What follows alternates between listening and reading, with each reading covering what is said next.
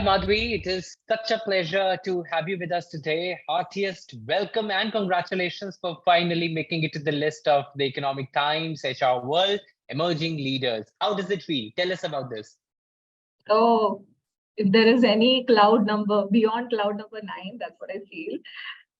Thank you so much. Well, the whole process was so transparent. The whole process made so much of it was well-intended process, and it also makes participants like us to really reflect upon our journey. 15 years back, it takes you down to that memory lane, and then really reflect on what are the things that you've done, what are the milestones you've achieved, and it helps you to really take that leap back to take a step back to leap forward. So yeah, it was a wonderful experience. Thank you. Thank you so much. In fact, Madhvi. Now, this is something very interesting. What difference do you think it has made in your life, personally, professionally, winning this title? One is, of course, it adds so much of weightage that yes, this is not the end. There's so much more to come, and expect you build on your own expectations, right? So yeah, there's so much to look forward. There is also that kind of a testimony that the organization feels that you're indebted to. It means that what is in store for you, what is another difference that you're going to make every day, I think. And somewhere we have come to a stage where HR is not looked upon as a support function, but it's so much of a partnering function. And titles like these just reposes that faith in everyone's mind. So yeah, and that gives an equal weightage for us to think about the way forward of the plans.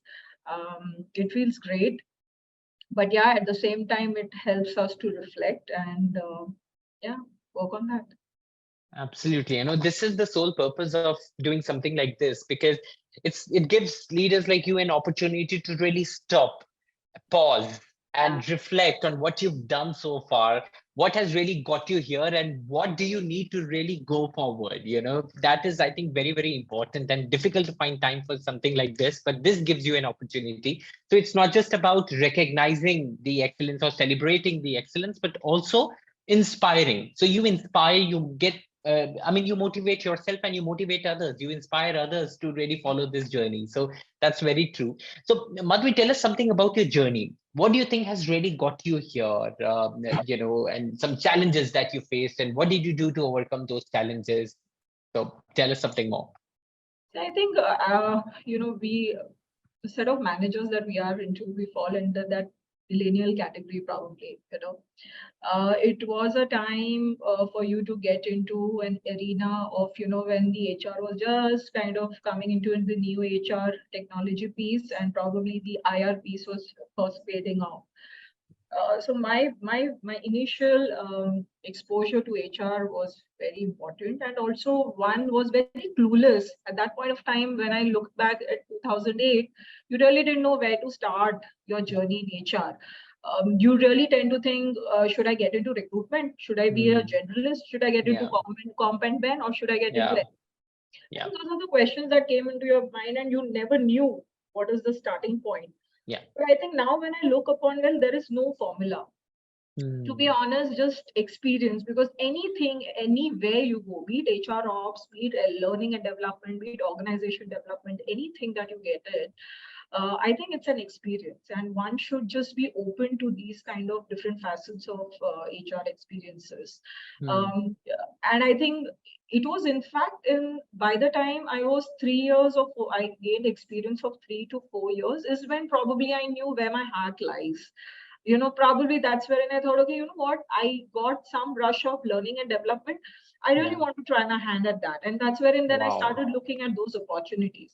When I got to that, then later on, I got to know, what, learning and development can't go until and unless you have some perspective of talent development or talent management piece.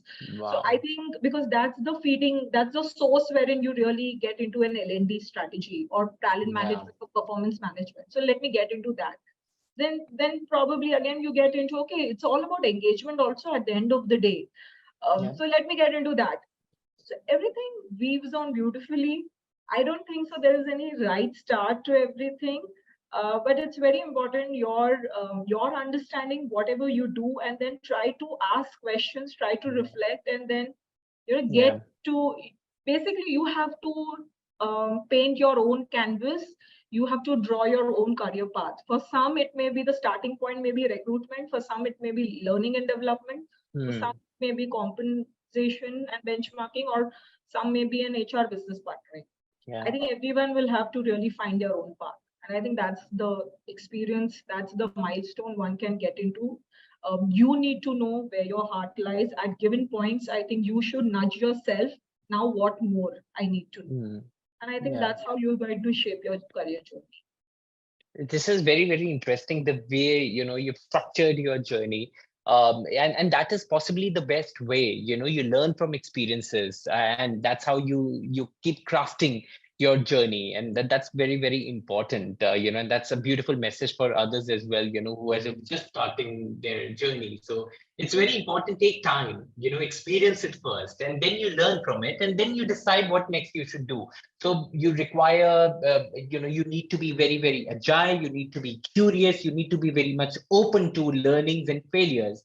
So Yeah. that's very important. Thank you so much for sharing this. Now I'm very intrigued to know about your core values. What is that, the core values that you have, your guiding principles that have really got you here? Honest for sure, very non-negotiable is something on work ethics and integrity. I think that goes Wow. without saying. Wow. Um, I think that part is very integrated in the organization, and it also depends on what kind of organization you're going into. When your Mm, core values are not aligned to the yeah. organizational values, there's Yeah. always that disconnect, and I Yes. don't know whether then you are in the right role or in the right Yeah. profession, or you are in the right organization. Yeah. So Yeah. wherever that feeling comes that your core values are in sync with the organizational values, I think that makes a lot of sense in terms of work Mm, ethics, in terms of integrity. If you're high yeah. on that, you need to join an organization which is high on integrity, which is high on Mm, ethics. yeah. You know that is one thing. So for me, it was work ethics. It was me. For me, it was integrity. I am an apolitical person. I cannot deal with office politics.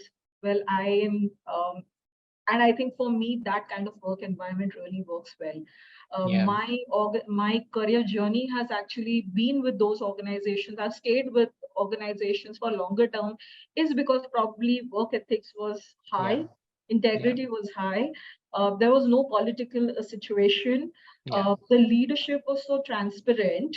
They were Yeah. very humble, Mm, because they allowed that part of candor. When you say mm, candor, it means you're listening intently, but you're also speaking your mind yeah. carefree. And Mm, I think that's the best part. When you are in an organization, when the leaders do not look at you in terms of hierarchy, but they are yeah. giving you that Yeah. space, they're giving you that freedom to really open up, to really talk Yeah. what is on your mind. Yeah. So I think candor, speaking with the right intent in your mind and heart. Very few of the times when you really have, I also speak in my organization for right now where I am at Lighthouse. I can actually tell that, I have leaders with good heart, uh, and that is so much missing. I do reflect on, if I have to say that, I do, and I recall my time telling my CEO, you know what, you're a good CEO, but you're a good CEO with a good heart. That's very rare to find, and Yeah. I did say that. And most of my leader, in fact, all of my leaders here in my organization, I think that's where it is. So I think these core values really give you a great start in an organization. Trust factor should be important. When I say trust would mean that yes, do your way, but if you fail, it's okay. So trust doesn't mean that I trust you to do things to the T. The trust Yeah. also means that it's okay to fail and Yeah. to learn from your failures. Absolutely. So I think these are some of the. I sound very basic, but I think these really hold true to my career journey, and I've stayed long for those for those organizations. Also, I think in my career journey, I've seen that don't be isolated. Whenever there is an issue, there's a problem, or you need any inputs, it's best to take everyone's advice. Yes. Yeah. And I think collaborative approach never fails you. Yeah. Seriously, never fails you. So yeah, I would say we should see best in each and every one. It depends how best your strategy will pan out. You know it best, but nothing stops you from at least hearing out and listening people who will really add value to your Yeah. strategy work. Yeah. Yeah. No, Madhavi, you touched very important point, and it is so very important to have your core values and also find.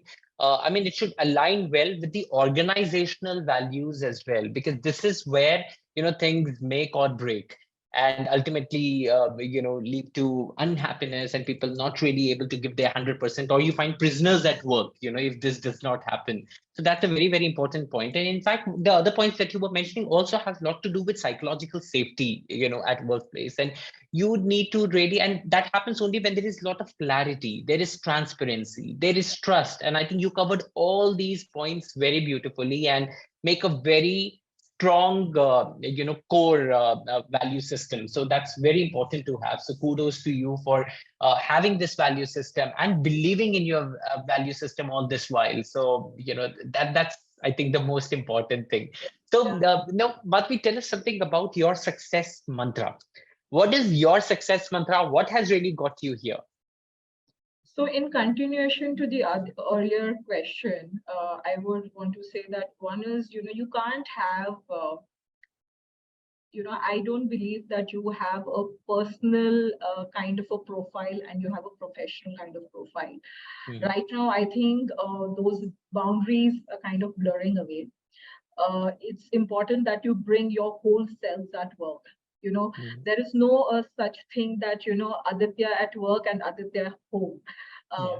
I think because those lines, those boundaries are blurring away.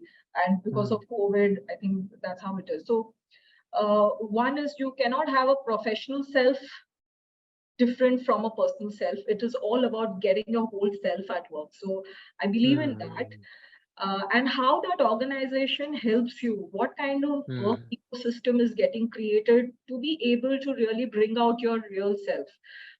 So that is one. Second is, I think in today's day and time, 40s make you look good, Gone those days when you feel that 40s were not. So it's all about your appearance, your fitness, because sorry, जो दिखता है वो बिकता है, इतना तो नहीं बोल रही हूँ, but I think it gives you that level of confidence, fitness, health and well-being is going to be very important for all of us right now. Be it start your journey early on or probably at a senior level. I think it's important that you give equal weightage to your health and well-being and fitness. So everything starts from there. Second is, I feel no detail is too small. And I get inspired by Harvey Specter, right, from from Suits. The amount of detailing, any amount of detailing will never take you, will never be flawed. And also it will never give you a wrong picture. I think no detail is too small. Second is, third is, I think you should stay poised whenever in crisis and breathe. Don't forget to breathe. There are times when you just get blanked out and then you panic. But I think just for a moment, it's okay to stay poised in crisis, settle down, and then you get to, you will be able to handle any amount of crisis that you're facing. Other thing I feel is, I think dreams demand action big time. Till the time you're working on those countless presentations, countless Excel sheets, countless emails, till the time everything is not executed or not implemented in action, doesn't make sense. So dreams, plans need to have that execution. You should see the day of the light, light of the day, whatever strategy you're working on. And I think when we talk about partnering nowadays in HR, gone are those days wherein you had this operations person having a trip with the HR person. I think gone are those days. It's more about collaborative approach. It's more about fixing problems rather than complaining. So I think it's important to have that mindset that yes, there's a problem. Get all the people who are impacted by that problem in the room. I think I've just Yeah. started doing that. There are two, Wow. three people having a problem. Get them in the room, sort it out. Yeah. Yeah. And you never know. Each one is operating at a very different level, and Yes. that's the time when people start talking about the problem, is when that kind of solution mindsets also creeps in. So fixing problem rather than really talking and complaining in isolation doesn't work. Yeah. Yeah. Yeah. And these are the small mantras for me. Yeah, absolutely. And these are some very important tasks. I think the solution-centric approach that you mentioned is definitely very important. But another very important point that you mentioned, which I feel it still remains a very big challenge, is bringing your true self, your complete self at work. Yeah. It's I think still it is the most toughest thing when you speak to people, and that's what we usually hear, that there is a personal life, there is a professional life, keep these lives separate. So how do you bring these two lives together, at work and carried back to home? I think that's so important. You don't have to wear multiple faces. It is one face and confident you. And I think you provided a solution also for that. You focus on your well-being. You focus on the purpose that you are here for. You work towards that. You have a very collaborative and a solution-oriented approach. So I think this makes it much easier for you to be just yourself and your complete self at work, at home, everywhere else. And this really helps. And I think this is very important. So that's a very important takeaway for me as well, Madhavi. Thank you so much for sharing this. Now, any piece of advice or guidance that you have, for the young emerging HR leaders, um, some words of wisdom for them? One is, of course, I think something that you also touched upon is, open towards a new learning experience every day. Every day is a new day. There are times that you start planning for the day, and I think it just doesn't happen that way. And I think it's important to accept that I may want to do those 10 things, but I may just not do any one of the thing, and I'm completely doing something else. Yeah. So those days happen. I think it's important to accept some days are not going to be the way you've planned. So that is one. Open to new learning experiences. Um, and I go back to so I have a 10-year-old child, and he's the most adamant child, I feel, obviously, is because so I'll tell you one quick experience. So he's getting into the swimming academy. Okay, now every day there is a new coach, and he's a person who's not he's not okay. I'm comfortable with one coach. He will have a very fixated mindset that, Yeah. okay, I like to be coached by that one person. Yes. Suddenly there's new person. I'm not comfortable. Yeah. He's just not open to learning from the new person. For him, it's just fixated. No, that one person, I was pally with him. Now I'm not okay with this new person. It Hmm. takes me back to the fact that leaders will change. Yes. You know, Yeah. having fixated mindset. Probably you've worked with one leader for 2 years. You've built that rapport. You've built that bond. Suddenly, for any reason, there is a new leader. There is that hesitant, people are not comfortable that change, and my child also just spoke about it, and Yeah. that made me realize, and I told him that, give him a chance. Yeah. I'm sure he's not a coach just for like that. That academy would have hired him for something, Yeah. right? Yeah. There is good in everyone, so give him Yeah. a chance. There is something that he may add value to you, which your earlier coach wouldn't have really told you about, because everyone has his or her own skill sets. So I think we should give chances to the new leaders. One is, there'll be times, and I have been through that situation. One year I was reporting to someone, the other time I was not reporting to. I was not comfortable.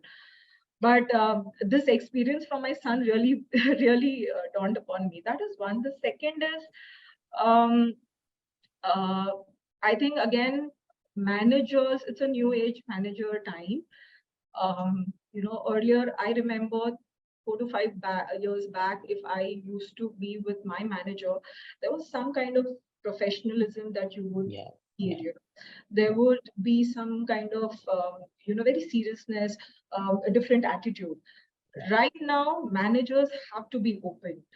Managers ought to be those kind of friends wherein your team should be open to having those breakup conversations. They're Yes. going through some breakups or Yeah. clicking classes to their personal achievements. They Yeah. share some of the most personal things with you, and I think we Yeah. should give that room. I don't think so. In my life, I had that rapport with some of my managers. I couldn't speak the issues that I may be facing Yeah. personally. But right now, Yeah. I have to be that kind of a manager, wherein I'm Yeah. open to learn, I'm Yeah. open to hear all this. You know what? I'm going through a breakup. I can't come tomorrow. Fine, take a break. It's okay. Or probably just go take her to a party, just unwind with your team. I think these are the things that manager will have to do Yeah. now. Yeah. Also, there was a time when we would say that I would learn from a manager. I think I learn from my team every day nowadays, Aditya, because they're so savvy in terms of technology. They have so much of access to different kind of media, to different books, to online articles. We cannot say, and I don't want to claim that as a manager I know everything. No, I wouldn't know everything. And there is that kind of freedom I'll have to give to my team when they say, hey, you know what, I read this article, you know what, let's do this. And I'm like, okay, Yeah. tell me more about it. What is it about? Yeah. Yeah. I think that's the point for me to also learn from them. So you had that kind of an image where managers were put up at a Yeah. pedestal. Yeah. No, I think let's get those masks down. We have to Yeah. be those Yeah. cool managers, right? Yeah. That is one. Second is, again, as I said, if you have a problem statement, let's fix those problems. It's important. Any kind of strategy you're working, anything that you're working right now, involve all the people who are going to be impacted by that strategy or who's going to be impacted by the decision. It's very critical Yeah. because, and I think the main philosophy of design thinking is that you need to keep yourselves in the customer's shoes. So whoever the decision is going to get impacted for, I think you have to involve all those people, get Yeah. views, and Yeah. accordingly, you'll have to start your work. Till then, do not start anything. Yeah. So, Very empathy important. approach is important. Yeah, absolutely. And these are very, very important and valid and very relevant points that you made. The first is, growth mindset. It's so important for managers and emerging leaders to be very open to learning from their seniors, from their juniors, from their team members and colleagues. I think it's so important for them to stay relevant and be open to conversations. That's important. The next second thing that you talked about was something about the tags, which was very important. Managers used to be at a certain level, or they were looked at somebody in a very different way. But now I think you have to do away with this tag of a manager or a leader, and work without these tags. Just be with your team, have collaborate as much as possible, be very open to learning, and create that culture of knowledge sharing, of transparency, of trust and respect. I think that's very important. um, there's another thing that you mentioned. There was empathy, and that I know is the most important thing that even I can think of. You need to be very, very empathetic, not just to your team members, but even to yourself. Be kind to yourself. I think that's extremely important. Focus on your own well-being. That's so important. Yeah, so thank you so much, Madhavi. All these points are very, very important, very relevant, and the beauty is that you're living each of these values and all these principles that you've said. So thank you so much for sharing this. Thank you so much for joining us. You are a star, and keep shining, keep rising, and keep inspiring all of us. Thank you, Aditya. I love this conversation. Thank you so much.